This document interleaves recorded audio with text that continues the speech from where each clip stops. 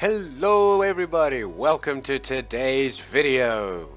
Today I'm just doing a real quick video to explain the dump truck arm because I had another request to do so. I had a chat with them and they don't need me to build the whole truck, they just would like to know about the arm. But before I do that, I thought I'd take a quick minute and show you guys that I've now put in a bit of a harbor here to park all of our boats. Must be careful of the sharks. And we also have a lighthouse put in. It looks pretty good at night, but there is a lift which takes us up to a nice viewpoint.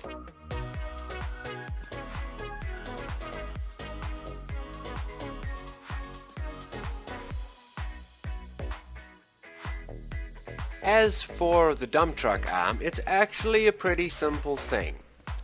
I suggest you go and watch my timer tutorial because at the end of it I do a demonstration that shows how to set up a controller and not have the functions repeat. That is all I've done here. This is the setup that I've got in the controller for the dump truck. I know this looks like a lot, but it's actually very simple. Here, let me show you. Okay, let's pretend that this slab of concrete is our truck, because I'm sure you're all capable of building one of those. Now remember, you don't have to stick it on the front, you could stick it on the side or on the back or wherever you choose. It is going to change how it works a little bit, but no matter where you put it on your truck, you're going to have to make it work anyway. Now, the first thing we're going to need to build is a NOR memory bin with the timer to control it. Again, if you watch my timer tutorial, I explain this in a lot of detail, so it should be easy for you to put this together. And that's what's running our controller. And now we just need to make the arm. I don't know what shape you guys are going to build your truck. I'm just doing this as an example. Like I say, you can build it in any shape you want. So I'm just making a pretend half truck so that I can put an arm on here to show you how it works. The first thing you're going to need to know is the position of your arm does matter. The middle of this part of your truck is where you want to put the arm because it has to have enough clearance to get past that point, and that point, and still reach into the top. So I find putting it in the middle is your safest bet. But you can make your arm whatever shape you want, so that's up to you. This is my longer distance, as you can see, so I need to make my arm able to clear that point so that it's able to come all the way around. I'm going to start with a few pieces of pipe here.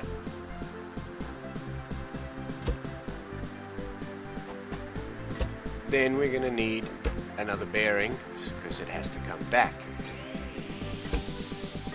So, and maybe one more, make sure it's in the truck, and then we'll need to close it all off. Now you guys can make your arm any shape you want. I'm just doing this as my example. Okay, so we have two bearings hooked up to the controller now. Let's do that. Now we need to start setting some angles. So let's take this off our lift and weld it onto the ground here. Now the first thing we want is this bearing to come down. So it needs to turn to the red. To help me program in my moves, I'm going to disconnect the controller from that circuit and just connect a switch directly into it so that I can keep it on at all times, because now I can just program one move at a time and we'll see where it goes to. So 75 is not enough, we need to go a bit further. And some more. That looks pretty good, I think. Now we need to get it to turn down. So number 2 bearing needs to go to the blue.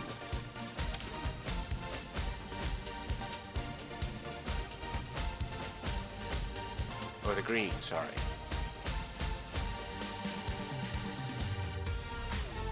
No, that's too far. That's pretty close. Remember, you can make fine adjustments by holding shift and dragging it, you can adjust 1 degree at a time, so you can get these angles perfect. Now we've got it to open, and if we turn off the controller, it will also close. So you might ask, if that works, why do we need the timer circuit? And that is because we need to grab the container as well. So to help us with grabbing, I've put on a little grabber arm. If you set that up on your controller, like so, now when you turn the controller on, it's going to come down and go there, and close. Which seems perfect because now you've trapped your caged farmer and you're ready to lift him up. However, that's not true because when you push the button now, that arm folds away again and leaves your farmer on the floor, then your arm folds away. And that's a bit of a problem. And that's why I change up the way my arm works, and instead of having it on a normal function, I put it on loop and I program in all the commands myself. Now that it is in this position, I wish to carry on, and I need this angle to stay level so that I don't drop my farmer. So the first thing I'm going to do is move this one up to probably, well, I suppose we can actually take it all the way back to 0. So we've got negative 120 degrees to get down there. We'll go positive 120 degrees to take us back up. But as you can see, that arm is very much on the wrong angle now, so we need to bring it down a lot more. Is it that way? It is. Let's just speed the controller up here.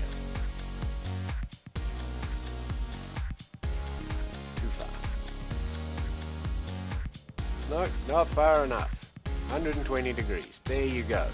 So now, if I turn this off, just so you can see that action.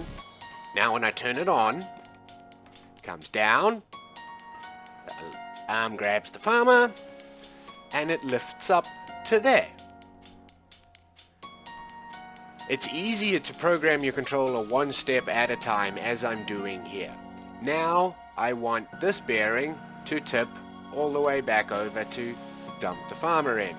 So that should be pretty easily done. That's bearing number 2.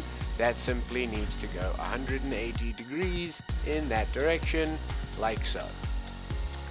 There we go. Okay, so from the beginning, now the controller does this. Picks up the farmer, lifts it up nice and level, and then throws it in the back. Perfect. Only problem is, as soon as you turn it off, it's going to do that same action again. And that's the repeating that I was talking about, because now it's doing all the commands in that controller in reverse. So to fix that, we need to put this on loop and hook it up to a timer so that it only runs the right amount. So that's what my controller looks like now. The controller hooked up to our memory timer circuit, set to 15.5 seconds. Your time will change because your controller is going to be on different speeds and doing different movement to me. So you're going to have to fine-tune all of this to work on your own truck. But now, when we push the button and the controller is set to loop, it starts, comes down, traps our farmer, pick him up nice and level, bring him back, and then toss him into the back and turn off. So that's how I make my dump truck work. It's pretty simple if you understand the memory timer, and you should be able to understand that if you watch my timer video. I hope this helps.